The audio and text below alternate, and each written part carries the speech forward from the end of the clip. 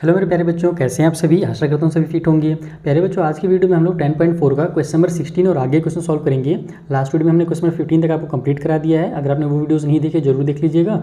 उसका लिंक आपको आई बटन में भी मिल जाएगा ऊपर, और नीचे डिस्क्रिप्शन बॉक्स में मैं प्रोवाइड करा दूंगा। साथ ही जो इसके नोट्स वगैरह हैं उसके लिए आप हमारा एप्लीकेशन भी डाउनलोड कर सकते हैं। तो चलिए स्टार्ट करते हैं और क्वेश्चन नंबर 16 को समझते हैं। यहाँ पर एक फिगर दिया हुआ है नेक्स्ट वाले पेज में। हमसे उसमें बोल रहा है कि पी ट्रांसवर्सल है दो लाइन्स का, एम और एन दो पैरेलल लाइन्स हैं।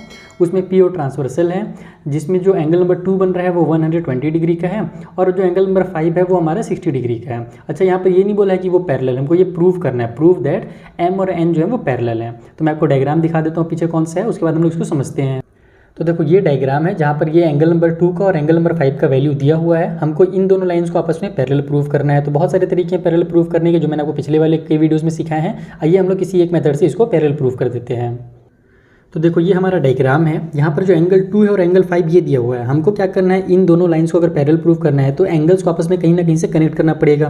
कैसे कनेक्ट कर सकते हैं, तो बहुत ही सिंपल है। आप 2 4 को कनेक्ट करके 4 और 5 को कनेक्ट कर सकते हो, या तो 5 और 6 को कनेक्ट करके 2 और 6 को कनेक्ट कर सकते हो। जैसे मैं 5 और 6 को करता हूँ, यहाँ पर मैं लिखूंगा angle number 5 plus angle number जो 6 होगा, दोनों का एडिशन जो होगा, सम जो होगा 180 होगा, क्योंकि दोनों आपस में लीनियर पेयर है। यहाँ पर आप लिख दो लीनियर पेयर।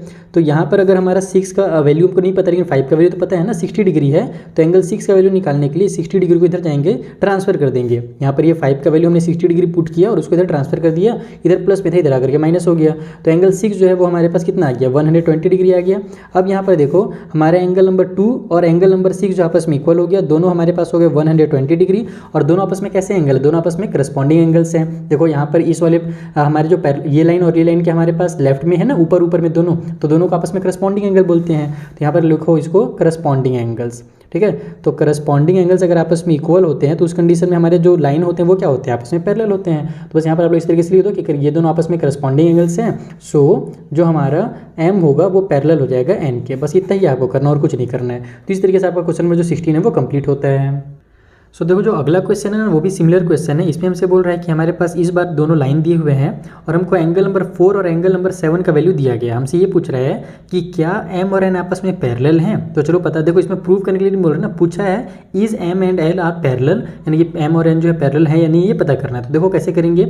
यहाँ पर हमारा जो 6 बना हुआ है, ठीक है, देखो हमको ये 7 का वैल्यू दिया हुआ है। तो हम लोग क्या जानते हैं कि 7 और 3 आपस में क्या होने चाहिए, इक्वल होने चाहिए। क्यों इक्वल होने चाहिए, क्योंकि ये 3 और ये जो 7 आपस में करस्पॉन्डिंग एंगल्स हैं, और करस्पॉन्डिंग एंगल्स आपस में इक्वल होते हैं। या फिर और भी बहुत तरीके से बना सकते हो, जैसे आप 7 और 6 को कनेक्ट कर दो तो ये 6 और 4 जो होंगे आपस में हमारे कंसेक्यूटिव इंटीरियर एंगल होंगे, दोनों का सम 180 डिग्री होना चाहिए। तो मैंने जैसे क्या होता है कई सारे मेथड है, जैसे मैं इस मेरे को ईजी ये वाला लग रहा है करस्पॉन्डिंग वाला, मैं इसको ऐसे लिखूंगा कि angle number 4 plus angle number 3 equal to 180 degree होगा। तो यहाँ से हमारा जो एंगल 3 है उसका वैल्यू निकालेंगे हम लोग, तो 180 लिखेंगे और 4 उधर ट्रांसफर कर देंगे तो माइनस में हो जाएगा 4, जिसकी वैल्यू 110 डिग्री है। तो एंगल 3 का जो वैल्यू है वो 70 डिग्री निकल करके आ गया, ठीक है। हम लोग क्या जानते हैं कि हमारे पास जो एंगल 3 है वो इक्वल नहीं हो रहा है हमारे एंगल नंबर 7 के, है ना, क्योंकि एंगल 7 हमारे पास कितना था, 65 डिग्री का दिया हुआ था, और एंगल जो हमारे पास 3 निकला है वो 70 डिग्री का निकला है। तो दोनों का वैल्यू क्या हो गया, अलग अलग हो गया। तो यहाँ पर आप लिखोगे कि करस्पॉन्ड, ये दोनों क्या है आपस में करस्पॉन्डिंग एंगल्स है। तो यहाँ पर आप लोग लिख दो इस तरीके से, ये दोनों आपस में करस्पॉन्डिंग एंगल्स थे, और इस यहाँ आपस में करस्पॉन्डिंग एंगल्स इक्वल नहीं है। सो हमारा एम जो होगा वो पैरेलल नहीं होगा, तो is not parallel to N. इस तरीके से आप इसको कर दो और ये भी क्वेश्चन हमारा कंप्लीट हो जाएगा। चलिए आगे बढ़ते हैं। सो 18th वाले क्वेश्चन से बोल रहा है कि which pair of lines are parallel. यहाँ पर ये जो डायग्राम दिया हुआ है इसमें कौन से पेयर जो है वो पैरेलल है, और आपको अपना रीजन भी देना है। तो रीजन तो देना ही पड़ेगा, तभी बता पाएंगे पैरेलल है या नहीं है। तो सबसे पहले तो देखो कि मेरे पास ये जो नाम वगैरह दिया है वो मैं लिख लेता हूँ। ए, ये बी दिया हुआ है नाम, ये सी और ये डी दिया हुआ है बुक में नाम।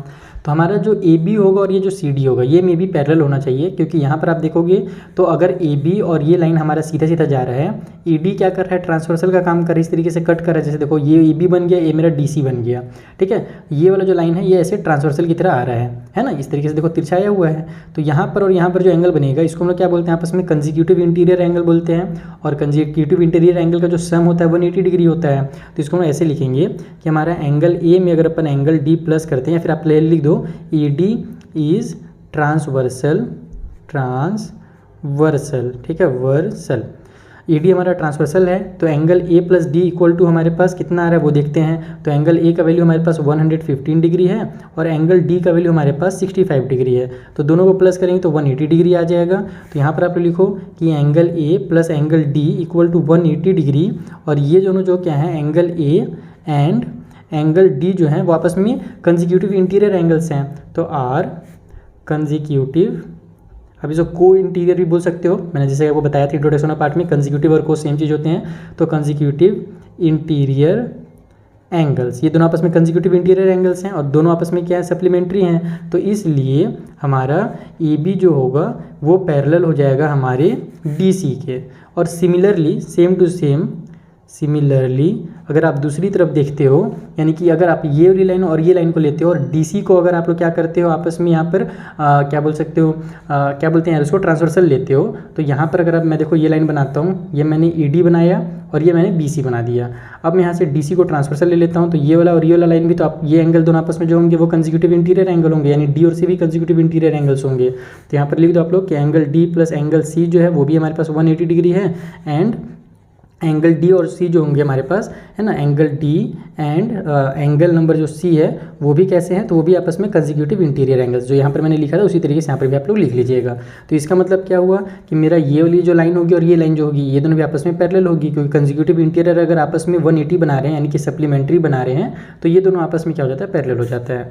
तो इसलिए हमारा जो AD होगा वो भी पैरेलल होगा BC के। तो इस तरीके से हमारा ये क्वेश्चन कंप्लीट होता है। आई होप आपको अच्छे समझ में आ गया हो। कुछ भी डाउट हो तो इंस्टाग्राम टेलीग्राम के थ्रू पूछ सकते हैं। चलिए जो अगला क्वेश्चन उससे बनाया जाए। सो 19th वाले क्वेश्चन बोल रहा है कि इफ़ L, M और N जो है वो 3 लाइन्स हैं, और वो लाइन्स इस तरीके से हैं कि L और M जो है वो आपस में पैरेलल है, N जो है वो परपेंडिकुलर है L के ऊपर। तो प्रूव ये करना है कि जो N होगा वो भी परपेंडिकुलर होगा M के ऊपर भी। जैसे देखो हमारा L और M आपस में पैरेलल हैं, N हमारा परपेंडिकुलर है L के ऊपर, तो ये जो N है वो M के ऊपर भी परपेंडिकुलर होगा। तो कन्फर्म है, थ्योरी आपको मैंने पढ़ा रखा है पहले ही, है ना। तो हम लोग इसको प्रूव कैसे करेंगे आइए समझा देता हूँ। तो देखो सबसे पहले क्या बोला है कि L और M नाम के 2 लाइन्स हैं जो आपस में पैरेलल हैं। यहाँ पर मैं लिख लेता हूँ कि L जो है वो M के पैरेलल है। उसके बाद हमसे कहा गया है कि L के ऊपर एक सीधी लाइन आई हुई है, यानी 90 डिग्री का एंगल बनाते हुए आई है, जिसको हम लोग परपेंडिकुलर लाइन बोलते हैं। तो मैं यहाँ पर L के ऊपर बना देता हूँ और इसी लाइन को थोड़ा सा और बड़ा भी कर देता हूँ, क्योंकि इसको हम लोग को आगे भी प्रूव करना है ना। तो हमको ये बोला है कि ये जो लाइन आया है ना परपेंडिकुलर, इसका नाम N है, और हमको ये गिवन है कि जो N है वो परपेंडिकुलर है L के ऊपर। तो इसका मतलब क्या हुआ कि इसके जो एंगल्स बनेंगे यहाँ पर 4 एंगल, ये सब 90 डिग्री के होंगे। तो मैं एक कोई सा भी एंगल ले लेता हूँ, मान लो जैसे कि मैं यहाँ पर वाला एंगल ले लेता हूँ, इसको मैं एंगल नंबर 1 नाम दे देता हूँ। तो इसलिए मैं लिखूंगा कि N जो है परपेंडिकुलर है L के ऊपर, इसलिए जो हमारा एंगल नंबर 1 होगा वो कितने डिग्री का होगा, वो 90 डिग्री का होगा। इतना समझ में आ गया। अब हम लोग क्या करते हैं कि L और M हमारे पैरेलल लाइन है, तो N जो है एक तरह से ट्रांसवर्सल का भी काम कर रहा है। तो यहाँ पर भी जो एंगल बनेगा वो इस वाले एंगल के आपस में क्या होगा, इक्वल होगा, क्योंकि हम लोग इसको क्या बोलते हैं, करस्पॉन्डिंग एंगल्स बोलते हैं। तो इसको आप लोग लिखोगे, इसको मान लो कुछ भी एंगल दे दो, जैसे 2 नाम दे दो, तो हम लोग लिखेंगे कि angle 1 is equal to angle number 2। तो दोनों जो होंगे वो 90 डिग्री के हो जाएंगे। और एंगल 2 और एंगल 1 इक्वल क्यों, वो भी यहाँ पर बता दो आप लोग कि दोनों आपस में करस्पॉन्डिंग एंगल्स हैं, इसीलिए आपस में क्या है, इक्वल है। तो करस्पॉन्डिंग एंगल्स, तो इस तरीके से एंगल 1 और 2 आपस में इक्वल हो गया, यानी कि हमारा 2 जो है वो हमारा कितने डिग्री का हो गया, 90 डिग्री का हो गया। तो चूंकि 2 जो है वो 90 डिग्री का है, इसका मतलब क्या हुआ कि ये वाली जो लाइन है ये इसके ऊपर भी क्या बन रही है, परपेंडिकुलर बन रही है, यानी कि हमारे पास एकदम सीधा 90 डिग्री का एंगल बना रहा है। तो इसको आप लोग डायरेक्ट लिख सकते हो कि इसीलिए हमारा जो N होगा वो परपेंडिकुलर होगा M के ऊपर भी, तभी ना 90 डिग्री बन रहा है। 90 डिग्री बनने का मतलब ही यही है कि एकदम सीधा है। तो इस तरीके से आपको इस क्वेश्चन को सॉल्व करना था। आई होप आपको सारे क्वेश्चन अच्छे से समझ में आ गए होंगे। कुछ भी डाउट हो तो इंस्टा टेली के थ्रू पूछिएगा। बचे हुए जो क्वेश्चन है उसको हम लोग नेक्स्ट वीडियो में कंप्लीट करेंगे। Thank you for watching.